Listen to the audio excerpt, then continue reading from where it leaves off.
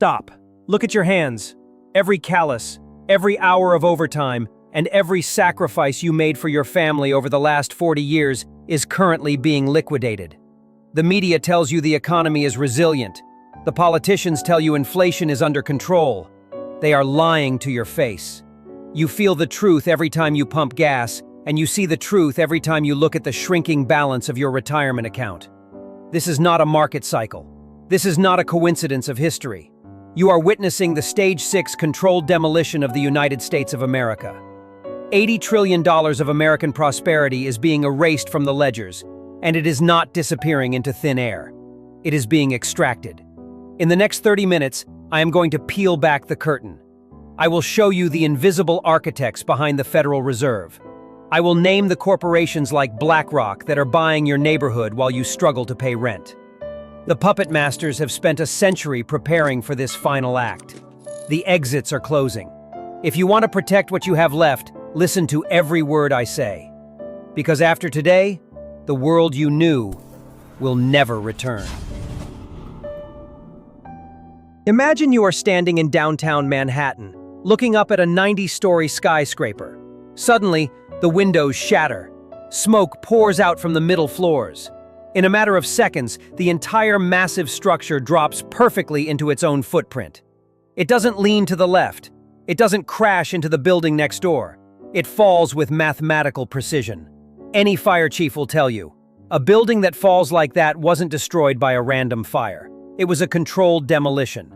The structural supports were cut from the inside, long before the first puff of smoke appeared. My friends, the American economy is that skyscraper. For the last 3 years, the mainstream media has been screaming about supply chain issues, unforeseen wars, and unlucky market cycles.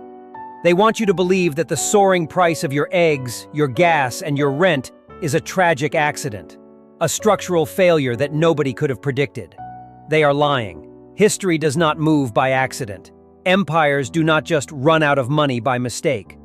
When you see a national debt of $35 trillion, when you see interest payments exceeding the entire military budget, you are not looking at a mistake. You are looking at a plan. Welcome to the grand illusion. In every historical empire, from the Roman denarius to the British pound, there is a specific pattern. It is what we call the Stage 6 collapse. But there is a massive difference between the way Rome fell and what is happening to America today. Rome was a slow decay of lead and corruption. America is a targeted, high-speed liquidation. Think about this. If you wanted to destroy a nation's sovereignty without firing a single shot, how would you do it? First, you would separate their currency from anything of real value, like gold. Then you would entice the population with cheap debt until every household is shackled to a bank. Next, you would print so much money that the savings of the elderly are incinerated by inflation. And finally, you would wait for the moment of maximum fragility to pull the plug. The architects of this system, the invisible men behind the Federal Reserve and the global banking cartels, don't fear a market crash. They pray for it. Because in a crash, wealth isn't destroyed. It is simply transferred. When your small business closes because you can't afford the loan, the building doesn't vanish. When your neighbor loses their home because of a spiked interest rate, the land stays right where it is. It simply moves from the hands of the many into the hands of the few. This is the secret of the grand illusion. The puppet masters are not trying to save the US dollar. They are managing its destruction so they can buy up the world for pennies on the dollar before the new system begins. You see, a controlled demolition requires two things: a building that is too old to maintain, and a group of experts ready to place the charges. The building is the current debt-based monetary system. And the charges? They were set in 1913. In the next section, we are going to look at the men who placed those charges. We are going to expose the invisible architects who turned the American dream into a debt trap from which there is no escape, unless you know how to see through the illusion. Look closely, because the smoke is starting to rise. The greatest trick ever played on the American people is a name. 7 letters that sound like a government agency, but function like a global predator: the Federal Reserve. Most Americans go through their entire lives believing the Fed is a branch of the government, as official as the Supreme Court or the Department of Defense. But as the saying goes, the Federal Reserve is about as Federal Express. It is a private banking cartel, designed by bankers for bankers, with a single purpose: to monopolize the creation of money and extract the wealth of a nation through interest on debt. To understand who is pulling the strings today, we have to travel back to a cold November night in 1910.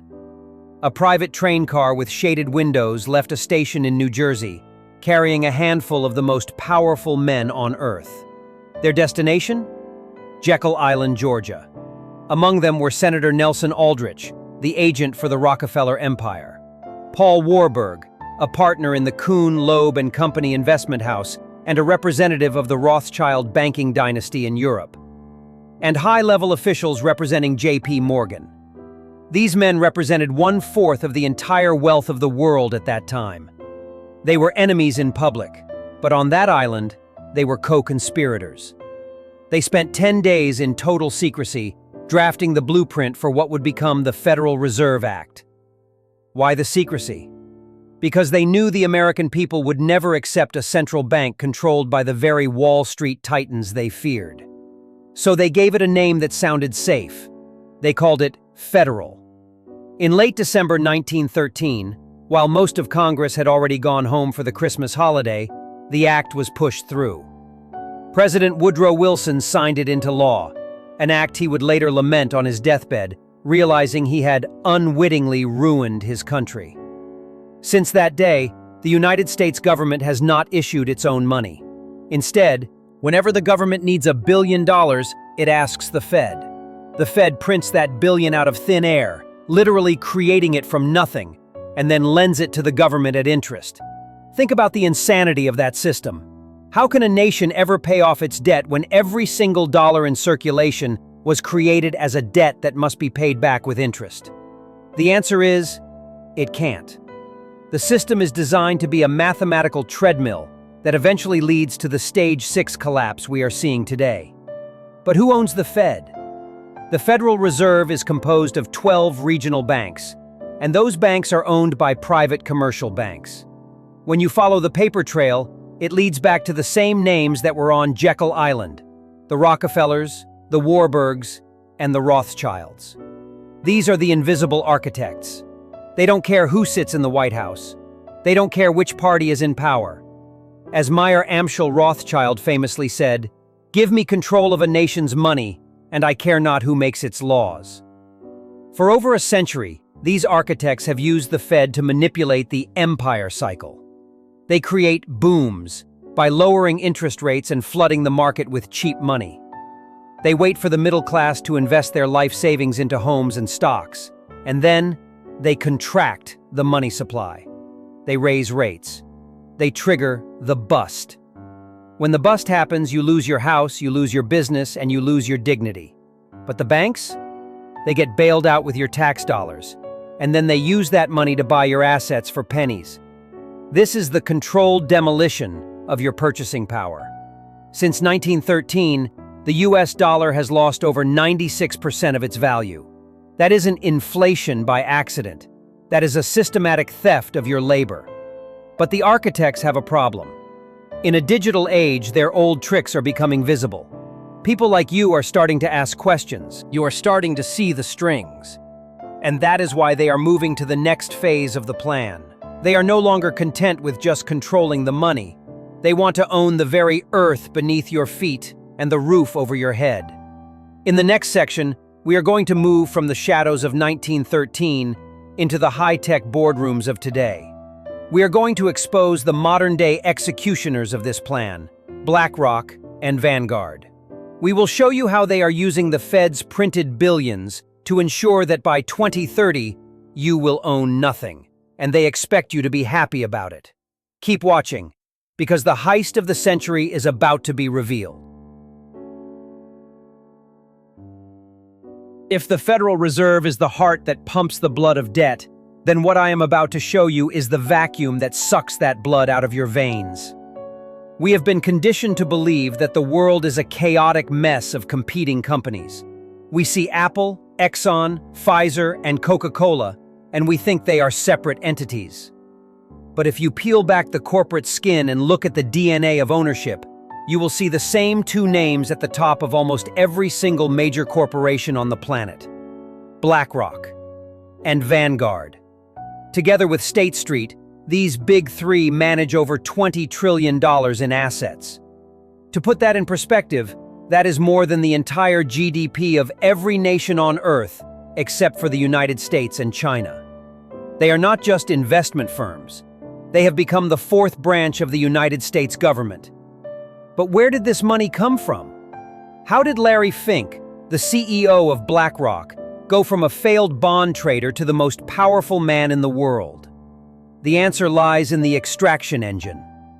When the Fed prints trillions of dollars during a crisis, like they did in 2008 and again in 2020, that money doesn't go to your local bakery or your family farm. It goes to the primary dealers.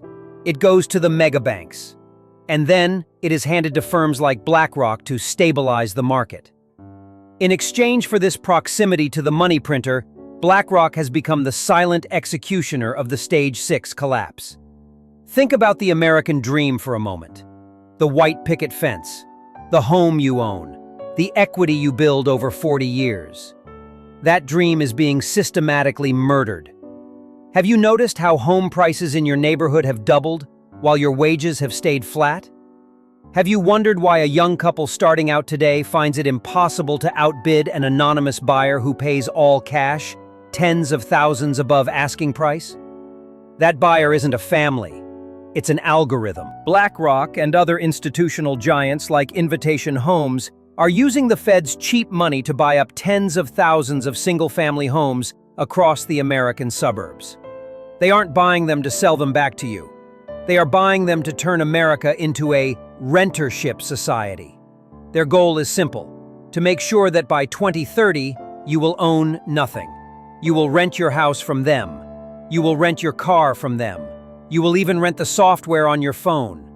Every month you will send a check to the extraction engine until you have zero net worth left to pass on to your children. This is the great wealth extraction. They are taking the real, physical wealth of the American middle class, the land and the buildings, and replacing it with devalued paper and digital social credit. But it gets deeper. BlackRock doesn't just own your house, they own the information. They use a supercomputer named Aladdin. This isn't just a trading bot.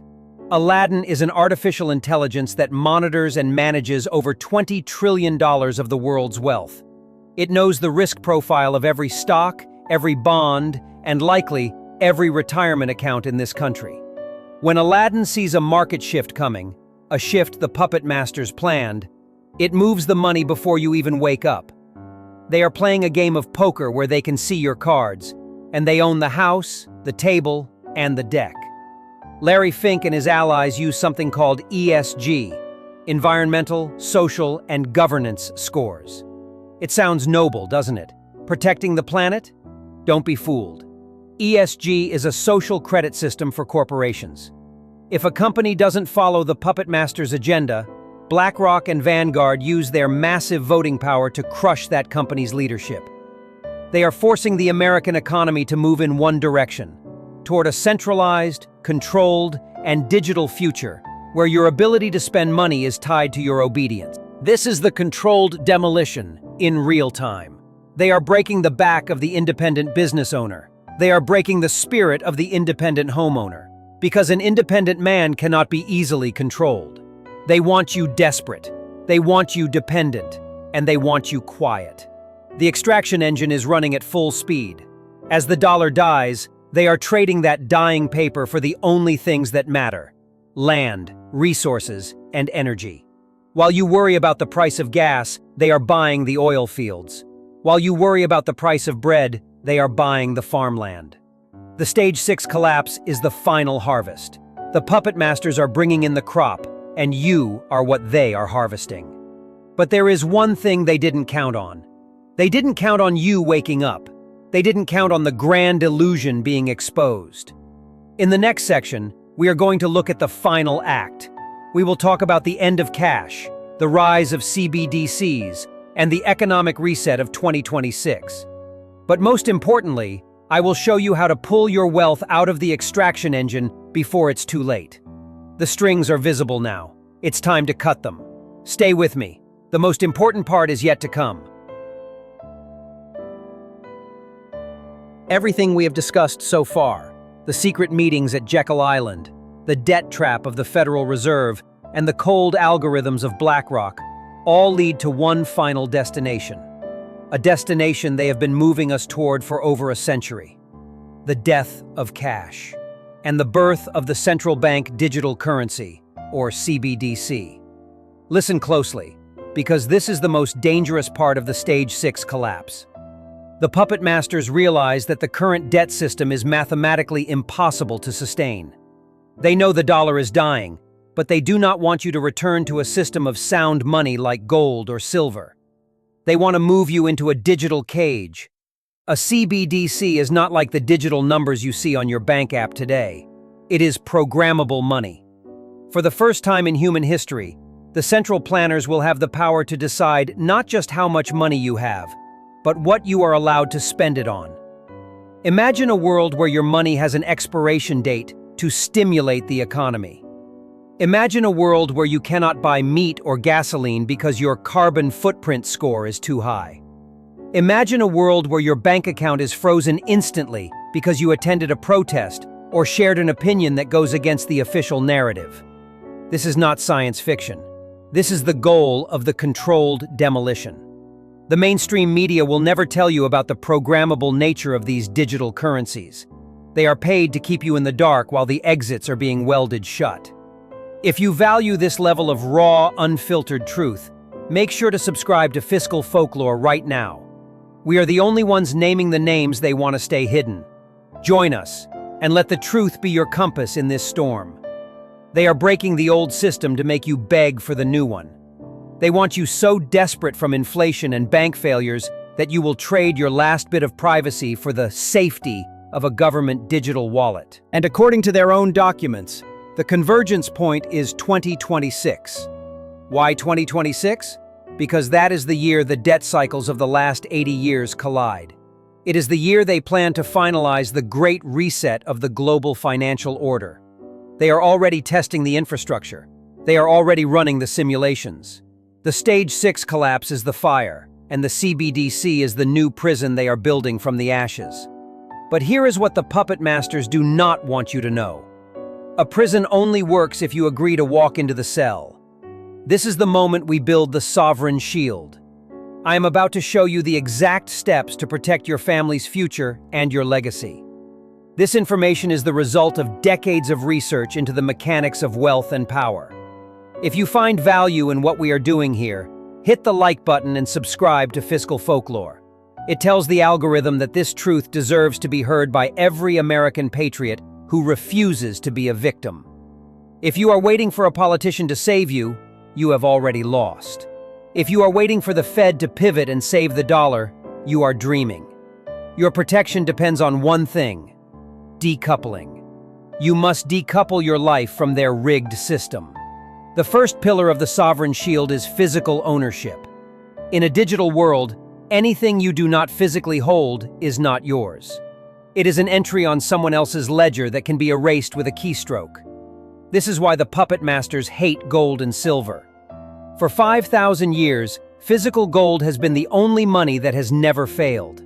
It cannot be printed, it cannot be tracked by an algorithm, and it cannot be switched off by a central bank. When you move a portion of your wealth into physical gold and silver, you are taking your energy out of their extraction engine and placing it into a fortress. You are becoming your own central bank. You are securing a bridge that will carry your family across the collapse and into the new world. This is the core mission we teach here at Fiscal Folklore. The second pillar is real assets. The puppet masters are buying land, energy, and resources. You should do the same. If you have the means, look at productive farmland. Look at energy independence. Look at the things that people will always need regardless of the value of the dollar.